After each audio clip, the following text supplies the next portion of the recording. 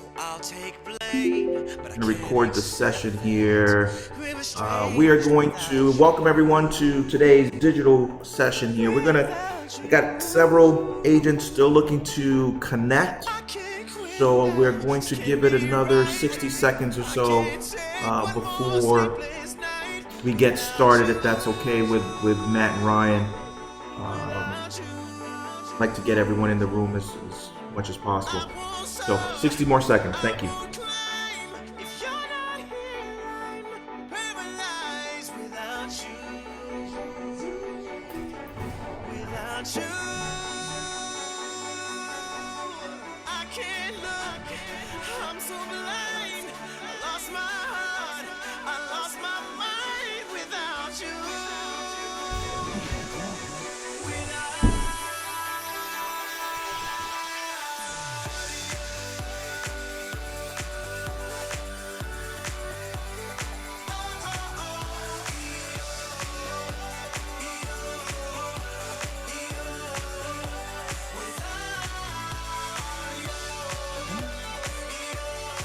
Just testing this.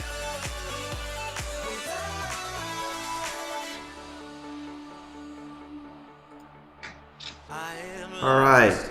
Hello, everyone, and thank you for joining us today on part 2 with MassMutual. I am going to stop the sharing of the audio. You guys don't need to hear any more intermission music. Today, we're welcoming Matt Eller along with Ryan, hopefully, Palekis. Hopefully, I pronounced that correctly, Ryan. Hardy Palekis. Palekis. There you go. So he's been called probably worse. 100% we'll screw that up on the next session. That's a All guarantee. good. So welcoming everyone to today's session. Thank you for taking the time out of your busy schedule to join us today. We're happy to have Matt and Ryan for part 2 with MassMutual, and don't want to take too much of your time, but I think it's going to be very informative and hopefully entertaining. But again, the number one goal is so that you guys take away something from today's session that will allow you guys to grow your business. So without further ado, I'm going to make Matt Eller the co-host.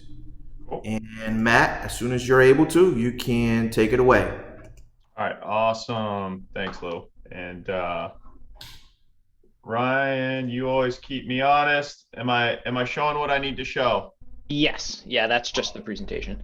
Awesome. So we've got so today we got a little bit more of a kind of an intimate group. So I'd love if we can have a little bit of interaction. If you see something you got a question on, stop me. If there's something we need a little bit more clarity on, let's dig into it. We really are seeing a large uptick with our portfolio right now, especially when you look at today's environment. A lot of stuff that we're all dealing with. And so are our clients. So as we go through, just stop us, speak up. Like I said, we got an intimate group on today's call. So what we are going to focus on today is whole life and accumulation sales. This is part 2 of the series. All right, next week we are going to go through whole life and the protection sale. We'll talk about that opportunity, but today we will focus on the accumulation. So in an effort to drive a little bit of engagement and kind of get the wheels rolling, I'm gonna pose a trivia question for a MassMutual Yeti Cup. All right. Oh. So we're gonna go outside of kind of what today's topic is. So in 1992, 20th century, and Ryan, you can't scream the answer. In 1992, 20th Century Fox released a movie where the star's name, the character's name was Vincent Gambini. Name the state in which Vincent Gambini won his first case. That would be New York.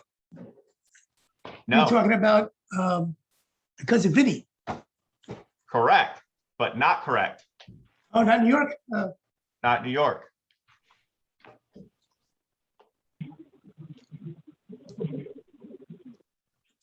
Yeah, I All can right. see someone Googling it. Joseph raised his hand.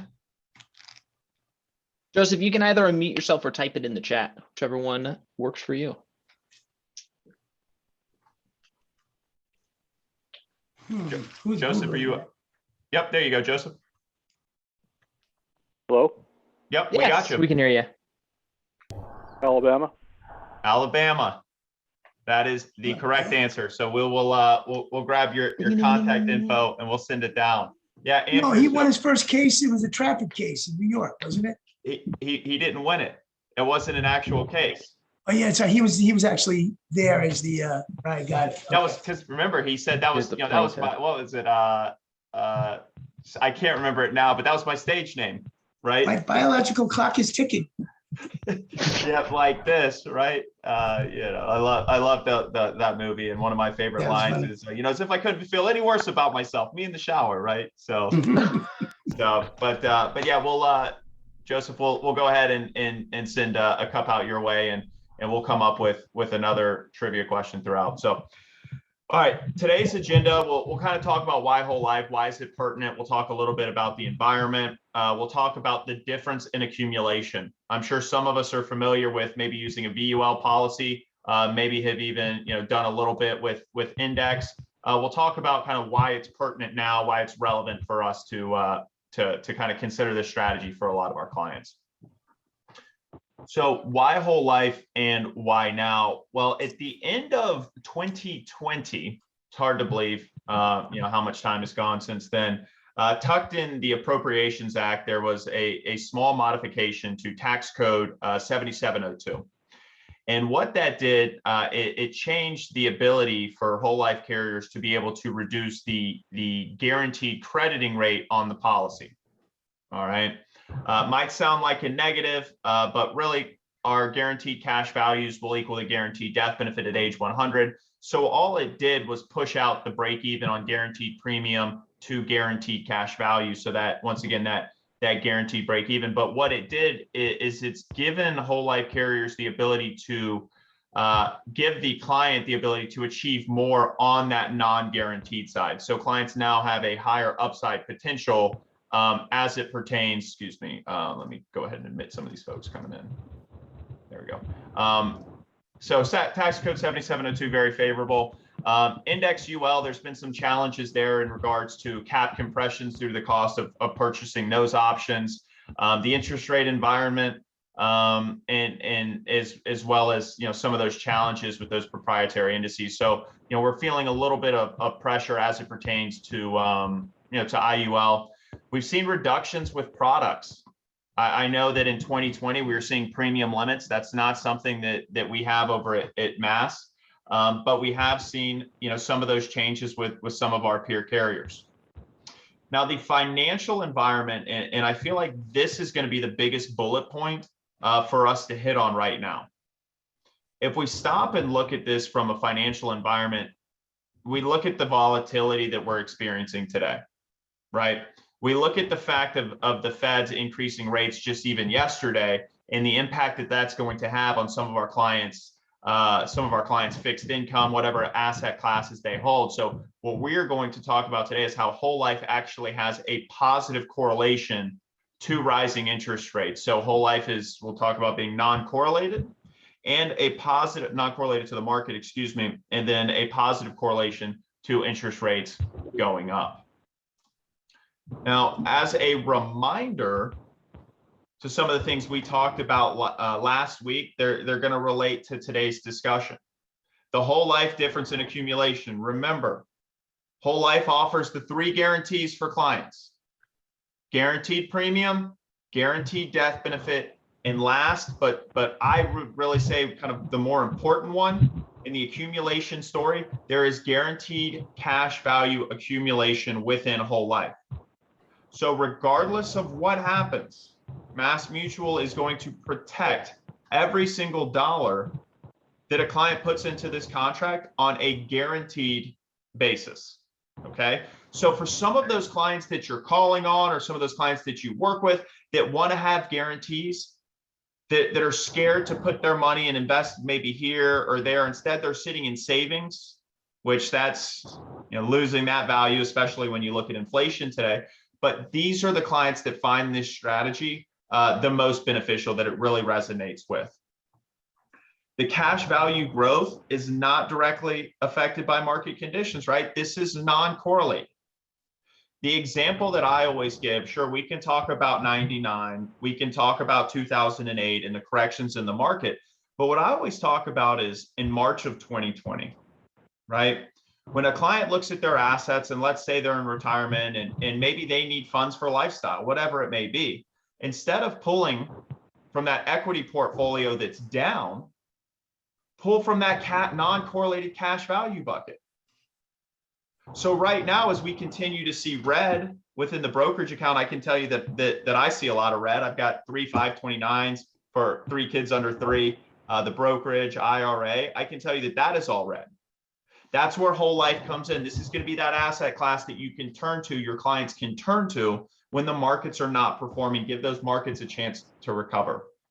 Wait, when you pull money out of your cash bucket, doesn't then that affect the premium that the premium's got to be paid somewhere, and the money builds up, doesn't it? Or am I thinking more like a universal life in that way? I mean, because as they get older, the premium would increase unless it's something like that.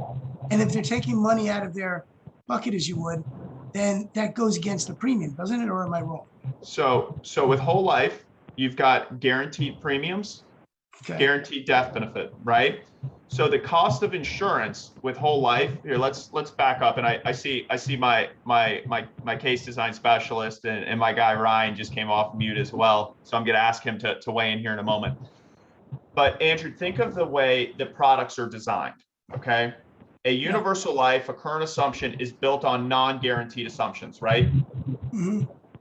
So you look at the illustration, then when you flip over to the guaranteed side, then it starts to crumble and fall apart. I'm not saying they're going to do that, but that's just when you look at the guaranteed side, right? That's a minimal credit rate, max charges, okay? With whole life, it is built on a guaranteed chassis. It is built on guaranteed charges, guaranteed premiums, guaranteed cash, etc.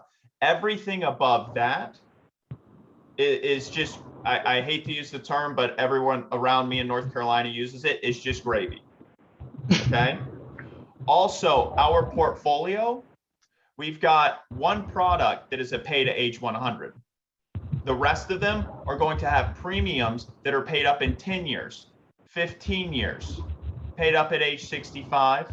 So we'll walk through those as well. Ryan, I saw you come off mute. Anything I missed or you want to hit on? Yeah, I was just going to add to really answer your question about does it affect premiums? Realistically, when we're looking at these scenarios, by the time that we're illustrating income on the policy, they're done paying premiums on the contract. A lot of these scenarios we're designing on our 10-pay contract. We're getting someone who's in their 40s to early 50s. That's a really ideal client for this sort of positioning. And then we're just able to show income after they're done paying their premiums. Good. All right. So you've got guaranteed cash accumulation. You've got non-correlated to the market. And then, of course, the primary driver of this strategy, tax-deferred growth, and then tax-free coming out of that contract. All right. Now, when we talk about the tax efficiency, the tax-free, now with our contract, you can structure this so that one is a return of cost basis. You can also structure it to where it's all loans instead. We offer the client at the time of issue the option to have a fixed loan rate of 6% off of the contract, or to have an adjustable loan rate. The adjustable loan rate, the floor is 3%. The current rate is 3%, okay? Now, this is an item that is at issue, but Ryan, a little bit more intel as far as what we're trying to do with this loan rate, if you wouldn't mind. Sure. Yeah. So the next real step that we're excited about is being able to offer both.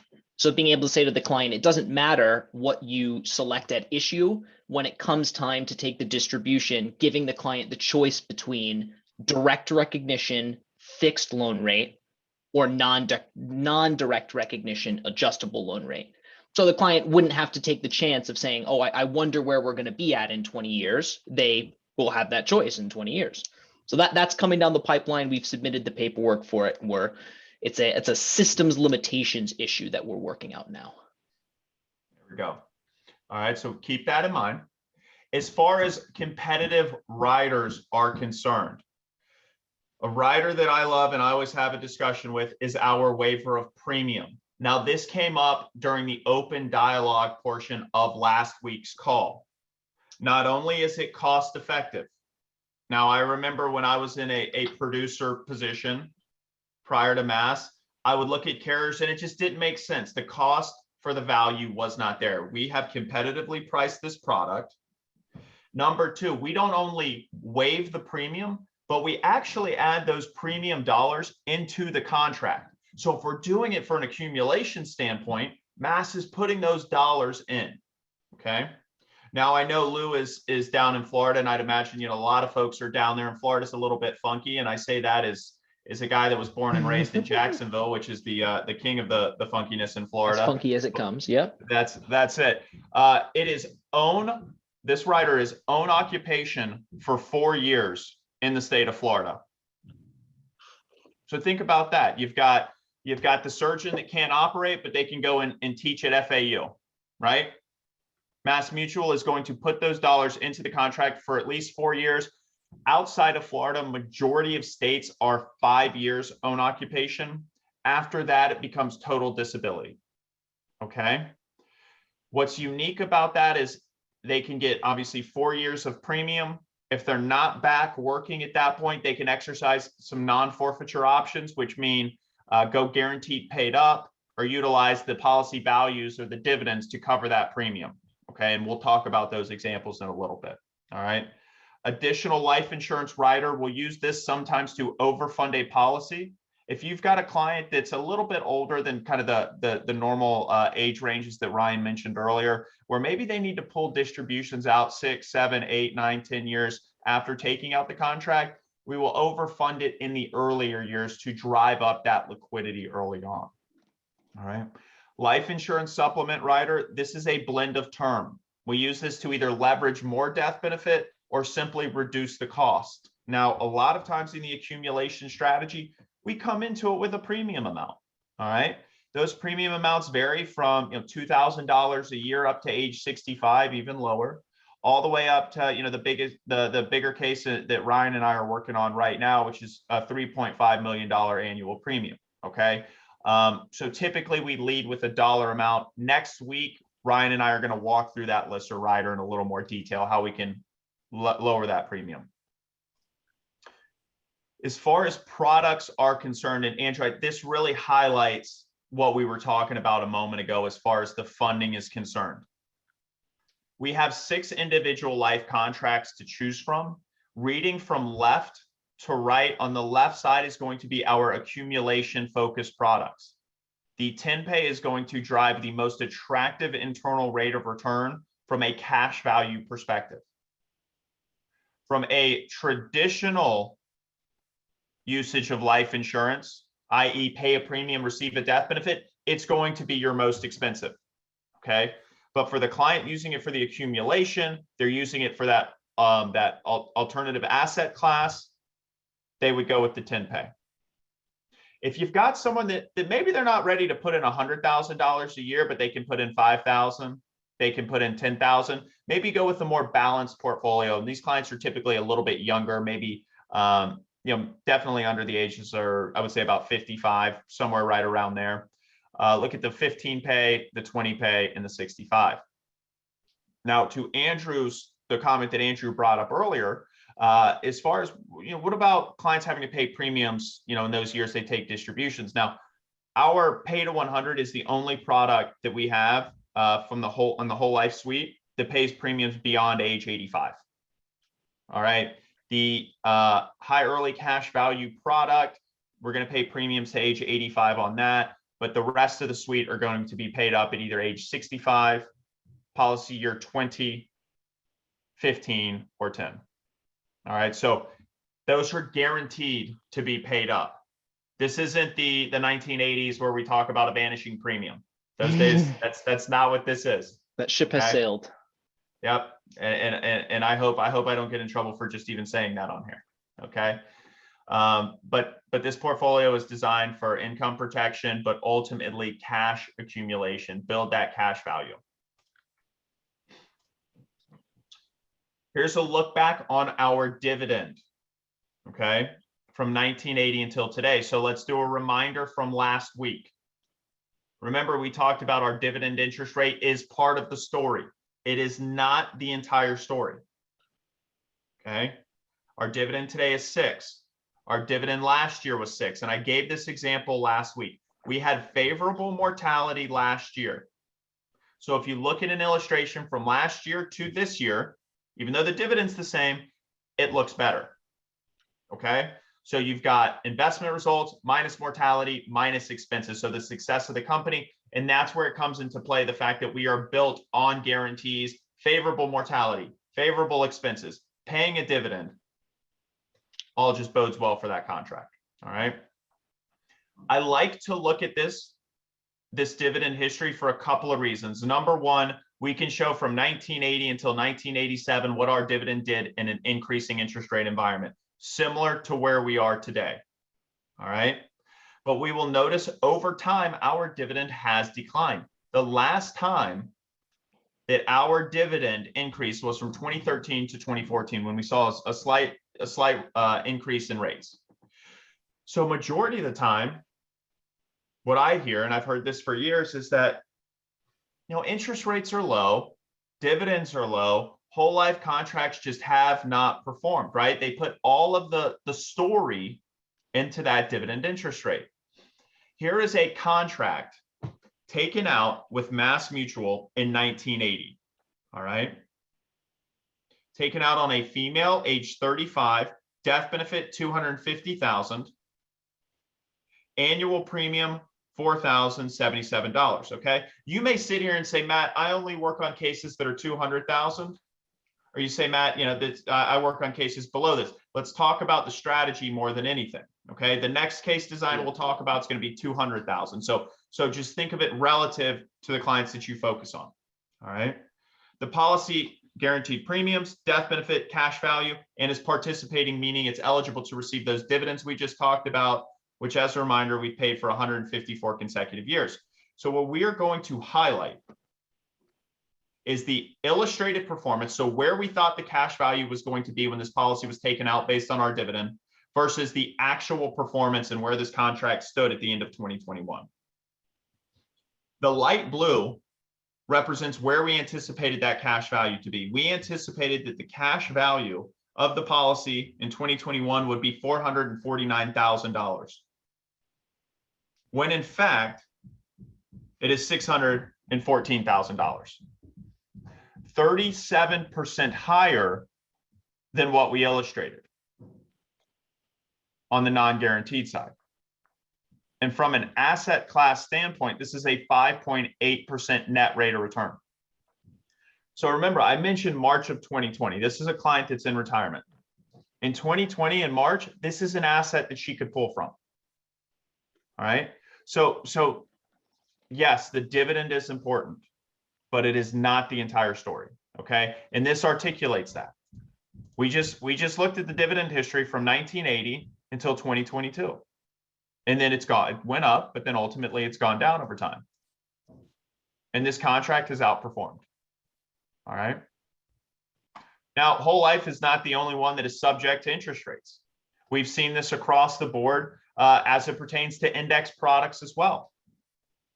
We've got 4 carriers here, and we've tracked their caps on the S&P point to point and where those caps have gone. Pac Life's dropped roughly, 34%, Lincoln 37%, Minnesota Life around 43%, and John Hancock 26%. All right. So it's not just whole life companies that have reduced dividends. I mean, index companies have also felt that reduction as well. So I'll pause here real quick. Ryan, anything you'd like to add on some of the content that maybe I would have passed over? Or are you in a good spot? No, I think we're in a good spot. The only other thing I would have added was with the pay to 65 client that being 35 years old makes them really ideal for that product, as it's really a great just forced savings vehicle. You know, this client 45 is definitely more apt for a $200,000 policy than a 35-year-old who's just thinking more ahead in the future. So love it. Perfect. I'll stop here. Anyone want to come off mute or put their hand up? Any questions? Okay, we're good. All right, so we're going to do another trivia question. Ryan, do you have one that is normally your go-to? If not, I'm going to stick with my cousin Vinny. Oh, I think you should stick with my cousin. Okay. Vinny. All right. And my cousin Vinny, Vincent Gambini's co-star, Marissa Tomei.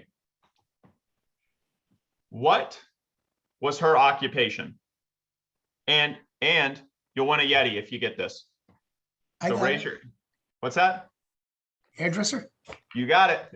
I love that film. Nope, that's wrong. We were looking for stylist. No, I'm kidding. How many times did he go to jail during that trial? Then Vince go to, how many times was he put? 3.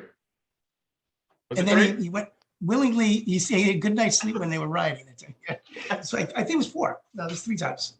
May have been. I just love that. You what did you say? You told me that train doesn't normally come through at 4 a.m. It's normally 5 or something like that, Funny. You buy your grits from the same guy that sold Jack's beanstalk beans. That's the go-to. That's a good one too. I could go all day. So let's walk through a case study on our portfolio. This is our 10-pay product. All right. Once again, the product that is designed for cash accumulation and tax-free income distributions. The annual premium here is $200,000. Once again, if you work only $1 million cases, don't get hung up. If you work on $5,000 cases, just understand the strategy and kind of what we're putting together. So male 45, second best rated class. That's typically preferred at other carriers. That is our select preferred. That's what we call it. Death benefit day 1, $2.8 million. Once again, designed for cash accumulation. This is not a cost-effective death benefit. All right. Concerned about income protection, mitigating taxes, and supplementing retirement income. So what we've illustrated here is our 10-pay product compared to an industry-leading IUL. You are going to notice in column number 1, guaranteed cash value at age 65. This is where whole life shines. On a worst case scenario, Mass Mutual will have $1.9 million. In IUL at a 5.59, or excuse me, it's a guaranteed rate. So the minimum crediting rate, guaranteed charges will have $589,000. You will notice the non-guaranteed cash value. So that's based on Mass Mutual paying a dividend. It's 3.59. In the IUL at current charges and the current crediting rate of 5.59 year over year, not taking into consideration, if there's a 0 in there, 3.7. Where the IUL separates on this design is at income. They're pulling out $429,000 versus $378,000. Insured at age 80, or excuse me, at age 90, client passes away. We've got a higher death benefit, right? But an accumulation strategy, that death benefit, obviously not a major driver necessarily in the later years, just kind of helps self-complete. Excuse me. Oh, jumped ahead. Now, if we stop and we look at the reductions over the past 10 years, all right, our dividends dropped roughly, what was that, Ryan? About 15%, I say, about 13, 14%, I believe, over the past 10 years. Over the last 10 years, yeah. Yep, over the past 10, right? And then if we do the same thing with the IUL, except we drop it by 26%. Right? That's the drop that it's done over the past 10 years. You'll notice that the guaranteed cash is the same, but you'll start to notice there's a major difference in the non-guaranteed side. Our cash value goes from 3.5 to 3.2. That IUL drops from 3.7 down to 2.6. In income from 71 to 90, we drop down to 298. Whereas that IUL drops all the way down to 212,000. All right. The reason why we bring this up is to show the conservative nature or value, if you will, that whole life provides, right? And who knows how long the Feds are going to keep increasing interest rates with the world today, right?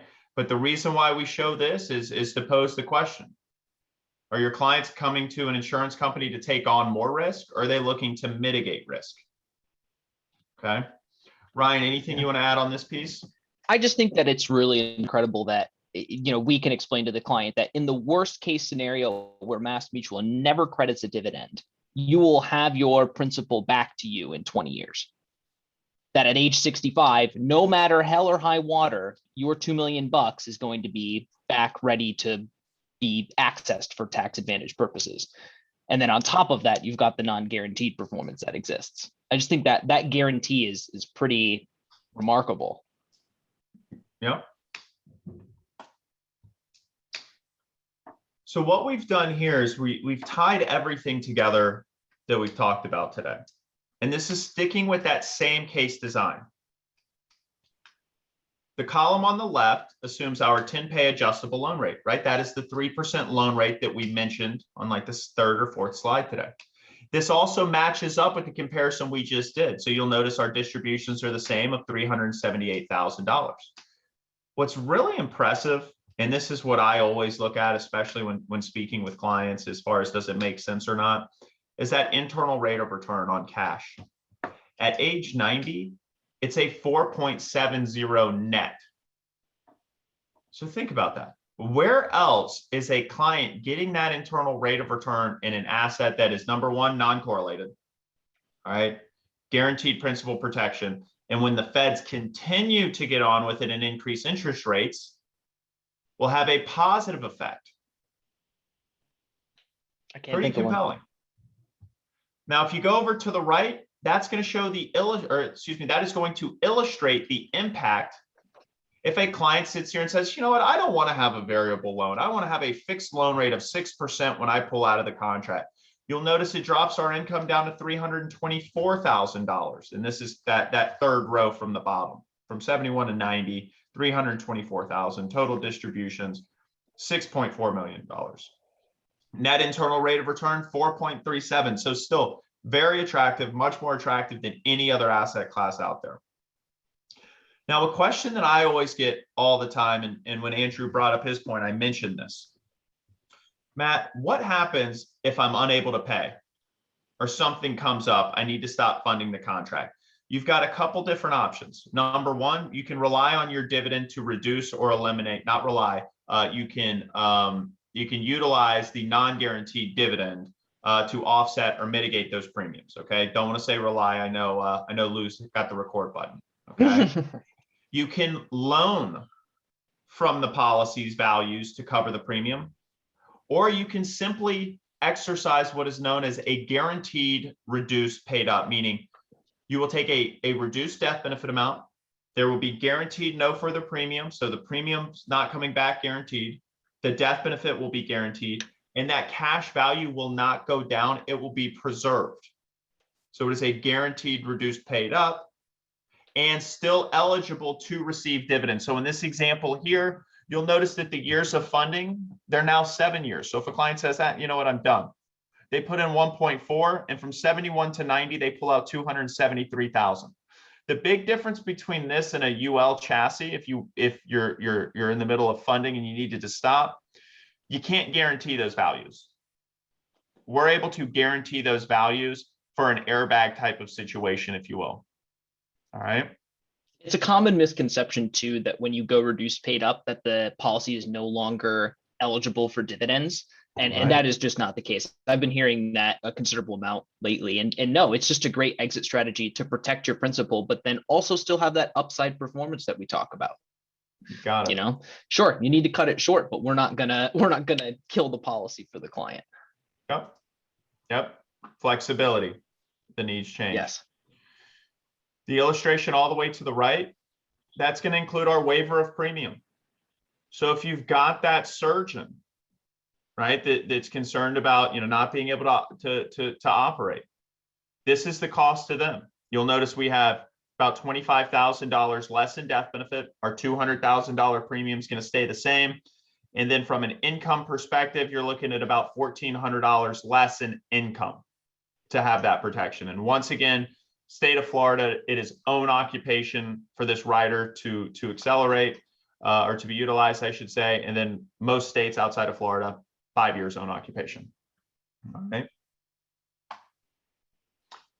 I don't want to spend too much time here. This is the same case design we just talked about.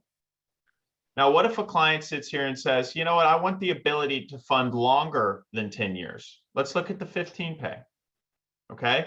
But what happens if they're in the middle of funding the 15 and they need to stop? And that's what we illustrated here. So you've got your 10 pay that is going to maximize cash accumulation. You've got a death benefit of 2.8, target commissionable premium for y'all, 66,000, income 378. If they went with the 15 pay using the same $200,000 premium, you've got a substantially higher death benefit of 4.5, target 106, income from 71 to 90, 475. Of course, it's going to be higher income because we're funding 11, 12, 13, 14, and 15. All right. The third row illustrates what if the client wants to shut it down? Well, their death benefit day one is still going to be the same. Your target's still going to be the same, or commissionable target will be the same. But you notice the income is now reduced. So this is a way to pivot and say, hey, you know what, Matt or Mass or client, whoever, we want to leverage more in death benefit and a little bit less on the cash. There's more concern about income protection. So you've got the ability to pivot. Okay. Does that make sense to everybody? When and why we would bounce between the 10 and the 15? A little bit more death benefit, a little bit better balance. See some nods. Yeah. Good. Compensation. So what we have done is we have switched over to a target and excess approach. Okay. Illustrated here is total compensation, total street compensation for a case like this. The reason why we show this is because if you're comparing our products to other products, in year one, we will not be as attractive, but you will more than make it up in those years 1 through 10. Here's an example that we showed last week. An example of a compensation in IUL versus whole life. This is assuming a $100,000 premium, so we've strayed away from our $200,000 case design. And we're assuming the target premium on this is $32,000. All right. What you will notice is that by year one, IUL is going to be a more lucrative option for you. However, by year 10, it's a completely different story. We see that break even at roughly around year 3. Okay. Now, as far as accumulation is concerned, you know, that pretty much wraps everything up. I'd be remiss if I didn't mention that we've got a great team along with Lou and Axel as far as advanced planners, people that can really help out if you got some of those more complex designs. I know there are people that Lou and I have worked with on other cases. So just understand we've got those resources available. But other than that, Ryan, is there anything that maybe I missed you want to hit on before we see if there are any questions? No, I'd like to open up the floor, see what everybody else got. Excellent. All right. Any questions out there, or Lou, anything you were hoping maybe we'd hit on? No, I think you definitely hit on some very, very solid points. I'd definitely like to open it up to anyone who has any questions. If you can unmute yourself and or write it in the chat box, that'd be great. Yeah, either will work. Hopefully we have a couple, 1 or 2. Yeah, there always just takes one to get it started. We'll get the ball rolling. Oh, I'm sorry, the mute. How long is the turnaround for underwriting, assuming like you have a cooperative, client there? Yeah, so our SLAs have been fairly favorable as far as getting all those documents in. We're about a 4 to 5 day turnaround right now. Having once, assuming we've got lab slip, we've got record, et cetera. On your side, I mean, I'm not just saying assuming for any attending physician statements or, or the blood work or whatnot, but so from your side, it's about 4 or 5 days, is what you're saying. Yep, get it processed within the system, and obviously, if this is a rush case, we've got the ability to get that set up and get it through the system much quicker. What do you require of the brokers to be? I mean, obviously we be licensed, obviously, but in addition, for, E&O coverage, or are we going through the GA, or how's that work? So I got a quote, I got someone who wants it, and, I'm going through Axel, and what do you need as the carrier, from me, or is it going through on his side? Well, your contracts are direct with Mass through Okay. Best Agency. So you would conduct your business normally as you would normally do like any other carrier. I mean, obviously you have access to Ryan and to Matt, as well as Right. Axel here in the office, your marketer here, for anything that you need. But we ask for the sake of efficiency, send your apps through your normal channels and let the new business department work with our dedicated team over at Mass, because you can send it and it may not even get to our dedicated team, which in essence gets you frustrated because it's been delayed. So And we're running proposals the same way through, like I'd run through Axel, say, this is my guy, I got this, and you want to see, like, or do I just, is it totally online? I can get the quotes, or what? you can. We have Matt was WinFlex. so gracious to get us with WinFlex. Yep. As an agency, so now you have access to Mass on our agency account through your personal WinFlex account. If you have a problem, give Axel a call. And Ryan has also extended his help also to help with any quotes that you might have. Absolutely. Sounds good. Yeah, and that's important. Lou, you brought up a good point. Andrew, this is a direct contract with Mass Mutual Home Office now. So prior you'd have to partner with a general agency. And your contract would be through that general agency. Now you've got direct access to home office through Best Agency. I mean, my experience and my experience level with this type of product is not real strong, so that needs a lot of hand holding, if you would, on this type of thing. It's just new to this type of product. Of course, and you've Yeah, got Lou and Axel, fantastic resources, and a little bit about my background, Andrew. I started as an intern at Northwestern Mutual. I was at MetLife during whole life days, and at Merrill, 30% of my business in and out was whole life. So if there's any type of positioning, product questions, anything like that, more than happy to help support the guys. Yeah, I mean, most of my business is group insurance and medical and whatnot, which I'm trying to spin out to do something else with right now at this point. So I'm taking that and, revamping it and going with another direction with more life. So that's what life, long-term disability, and long-term care, that kind of thing. Yeah, as always, Andrew, I always say I take pride in our office and what we do for all of You our guys do a agents. good job. We've known you guys for quite a while. We're not perfect. We don't know it all. And I'll be the first one to tell you, I don't know the answer. Let me get Matt or Ryan on the phone, because I'd rather give you the correct information and so you go back and look like a superstar than give you misinformation and then you look like a jackass, and so do I. I've been working with you guys for some time. It's just that this has never been a big portion of my business. Sure. I'm spinning in that direction, so I want to make sure I just had it all together. That's all. Absolutely. And especially throughout the process the first time, we're more than willing to walk you through and keep you abreast of it. Yeah, you can probably tell by some of my questions might have been a little bit on the basic side, comparing this to universal life or to term, which is mostly what I did. So I'm trying to just piece it all together. I think they're very well thought out questions. Talk self-funding and insurance products forever. This is new to me, Yeah.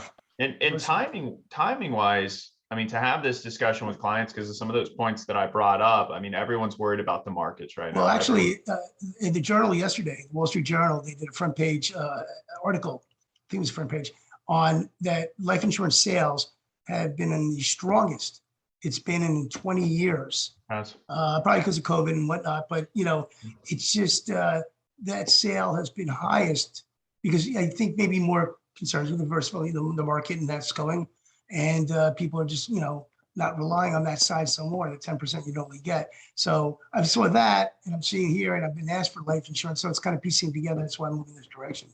So That's Yeah. what I'm jumping in. And instead of, there could be, the goal here is to help you partake. Like last year, I want to say whole life sales were up 26%. Yeah, something like that. And so the goal is to help you capture that, right? I mean, there could be an opportunity for a larger case, more value add for the client versus, maybe going a term route.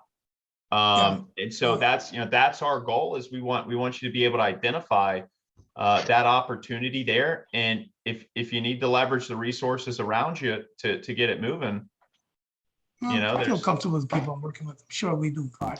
I have a lot of prospects. I just haven't done a lot of experience in doing it. So this is what I'm here. Appreciate it.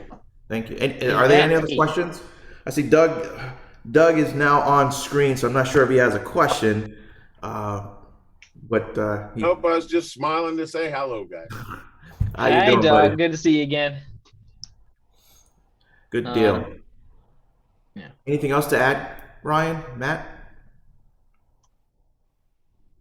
Good, Ryan. Feel good. Well, we're gonna be back next week to capture the following.